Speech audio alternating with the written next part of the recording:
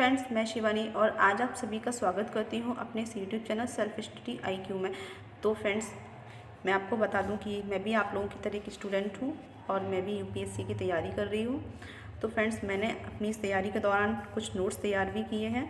तो आज मैं आपको उन्हीं नोट्स को दिखा के और आपको थोड़ा समझाना चाहूँगी कि आप भी अगर आप किसी भी तैयारी कर रहे हैं किसी भी एग्ज़ाम की, जैसे कि UPSC है या कोई भी स्टेट PCS है या कोई भी वनडे एग्ज़ाम है, अदरवाइज़ आप अगर ये सभी एग्ज़ाम के लिए फॉलो कर सकते हैं आप इस चीज़ को कि आप अगर तैयारी के दौरान आप किस तरीके के नोट्स बना सकते हैं, यहाँ तक कि शॉर्ट नोट, जैसे कि आप जब भी आपका एग्ज़ाम होता है तो आप एग्ज़ाम में कम से कम टाइम में जो है ज़्यादा से ज़्यादा रिवीजन कर सके। इसलिए मैं आपको ये वीडियो के ज़रिए से आपको थोड़ा बताने का प्रयास करूँगी। तो फ्रेंड्स, ये वीडियो आपके लिए काफ़ी हेल्पफुल होने वाला है और काफ़ी स्टूडेंट्स से ये रहता है कि हम नोट्स कैसे बनाएं, नोट्स की स्टार्टिंग कैसे करें, जैसे कि हम एग्ज़ाम पीरियड में काफ़ी अच्छा अपना परफॉर्मेंस दे सकें। तो फ्रेंड्स, बस इन्हीं सारी चीज़ों के जवाब आपको मेरे इस वीडियो के माध्यम से मिलने वाले हैं।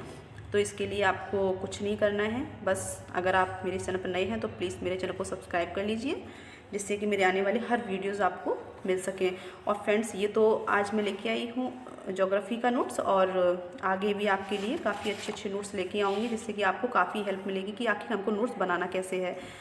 तो फ्रेंड्स, चलिए हम देर ना करते हुए स्टार्ट करते हैं। तो फ्रेंड्स, सबसे पहले आपको क्या करना है कि आपको ये जो मेरी एक प्लेन शीट दिख रही है आपको, वाइट प्लेन पेपर, इसका आपको यूज़ करना है नोट्स बनाते टाइम। होता क्या है फ्रेंड्स कि आप जैसे आपको UPSC या UPPCS की आप तैयारी कर रहे हैं तो वहाँ क्या होता है, हमको लिखने के लिए जो है ये प्लेन पेपर जो है हमें कॉपी मिलती है।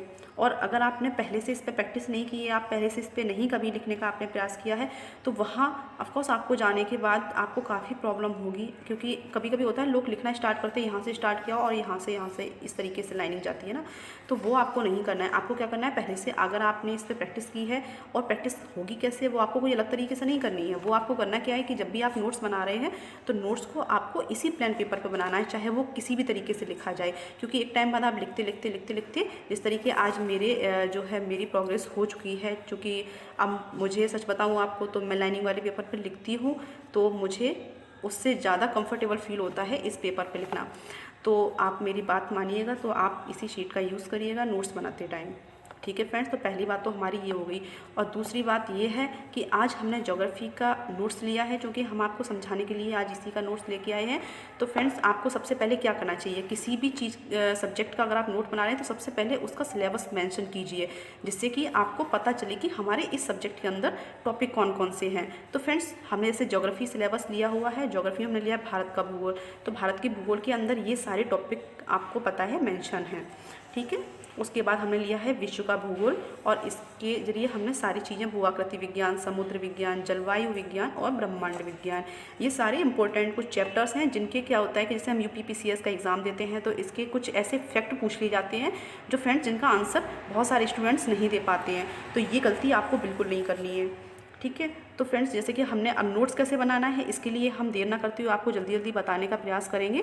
जैसे कि हमने सबसे पहले दिया है वर्णन। वर्णन किसका, भारत के भूगोल का। अब भारत के भूगोल के बारे में हमें समझाना है, उसका थोड़ा परिचय देना है। परिचय में जो जो फैक्ट आ जाते हैं वो भी हम आपको बताएंगे। और कंट्री, जैसे कि भारत का भूगोल है और उसके अंदर राज्य वगैरह हैं, राज्य से संबंधित भारत से किन किन देशों की सीमाएं लगती हैं, ये सारे हमारे इसके अंदर आ जाता है वर्णन के अंतर्गत, ठीक है।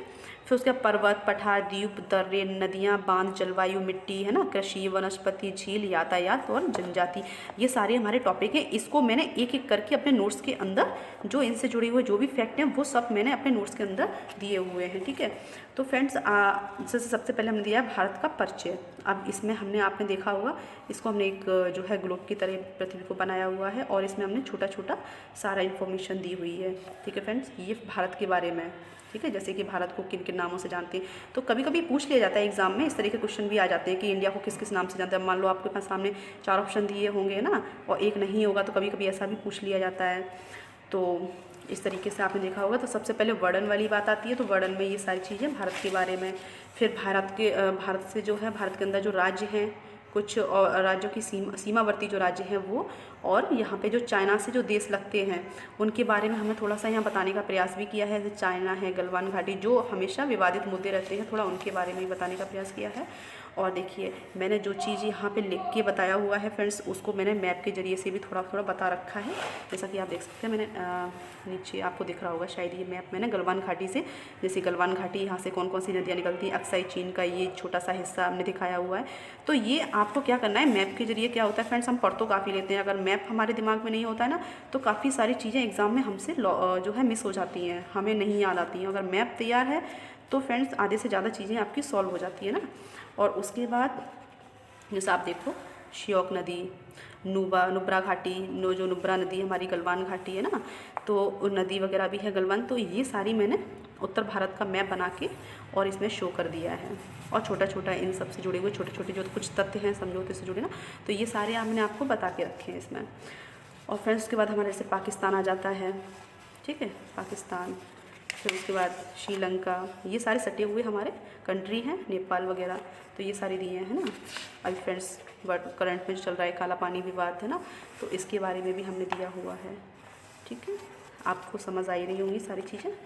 और ये देखिए, तो मेरा कहने का मतलब है जो हमने वर्डन जो हेडिंग दी हुई थी उसके अंतर्गत हमने ये सारी चीज़ें कवर की हुई हैं, ठीक है, आपको समझ आ गया होगा।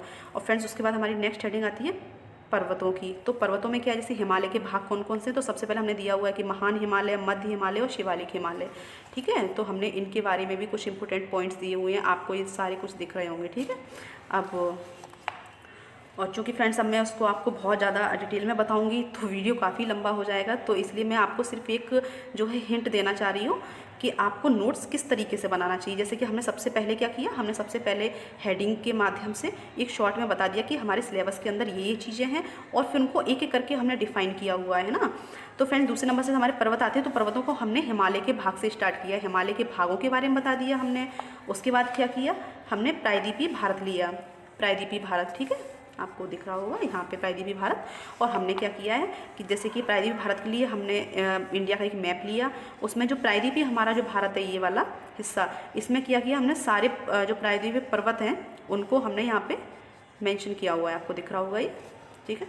और यहाँ करने के बाद हमने इनके बारे में दिया हुआ है, जैसे अरावली, तो जो मेन पर्वत हैं हमारे प्रायद्वीपीय पर्वत हैं, साथ में अरावली है, पूर्वोत्तर के कुछ पर्वत हैं ना, तो अरावली, सतपुड़ा, विंध्याचल, पश्चिमी घाट है ना, तो ये सारी चीज़ें देख के, पश्चिमी घाट वगैरह, नीलगिरी पहाड़ियाँ, तो ये सारे हमने इनके बारे में भी बताया हुआ है। फिर आता है हमारा थोड़ा पठार, जैसा कि हमने आपको पहले बताया था, पठार हेडिंग आती है। तो पठार के बारे में हमने क्या किया, देखिए आप, पठार को एक एक करके हमने डिफाइन किया है। और उसके बाद हमने इंडिया का एक मैप लिया है, उसके अंदर सारे पठारों को हमने यहाँ इंडिकेट किया हुआ है, और सारे पठारों को हमने एक नज़र, क्योंकि अगर आप सारे कुछ पढ़ चुकेंगे तो ये मैप आपके दिमाग में होना ही चाहिए, क्योंकि जब आप एग्ज़ाम में जाएंगे और आपके दिमाग में ये मैप होगा तो आप काफ़ी कुछ चीज़ें सॉल्व कर पाएंगे ना फ्रेंड्स। तो और इसके बारे में फिर आप देख सकते हैं, मैप के बाद फिर हमने मैप में जिन चीज़ों का दिखाया है उन चीज़ों को हमने एक एक करके इनके बारे में 2-2, 3-3 पॉइंट भी दिए हुए हैं। लद्दाख का पठार है, मेवाड़ का पठार है, मालवा का पठार है, और इनके बारे में देखिए आप कुछ जैसे इंपॉर्टेंट हो जाता है कि जैसे कि आप समझो मेवाड़ का पठार है तो ये राजस्थान में है, ये बनास नदी के क्षेत्र में पड़ता है। इस क्षेत्र में जो है कॉपर, चांदी, अभ्रक पाए जाते हैं। इस तरीके से जो वहाँ की जो फैक्ट वहाँ के बन सकते हैं उस टॉपिक से, तो आपको वो चीज़ें यहाँ देनी है, ठीक है, ज़्यादा डिटेल में नहीं देना है। डिटेल में तो आपको सिर्फ पढ़ना है ना। ऐसे ये दक्कन पठार आ जाता है, कर्नाटक पठार है ना, तो ये सारी पठार हैं। और उसके बाद द्वीप आते हैं, तो द्वीपों के बारे में दिया हुआ है ना। और ये सारे इनका मतलब आपने जो चीज़ दी है उसके बारे में लिखना है, प्लस उसकी मैप आपको तैयार करनी है। तो मैप ज़रूर आप बनाइएगा फ्रेंड्स, है ना।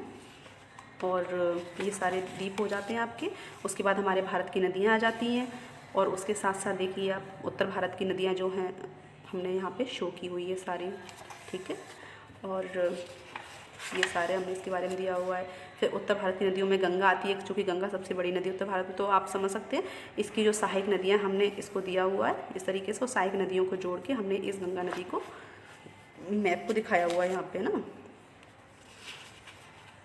और फ्रेंड्स अब मैं आपको बताऊँ कि हमारे जो पूर्वोत्तर की नदियाँ हैं, तो पूर्वोत्तर की नदियाँ भी हमने आपको दिखाई। यहाँ पे एक छोटा सा मैप बनाया, आप देख सकते हैं, ये देखिए, ठीक है।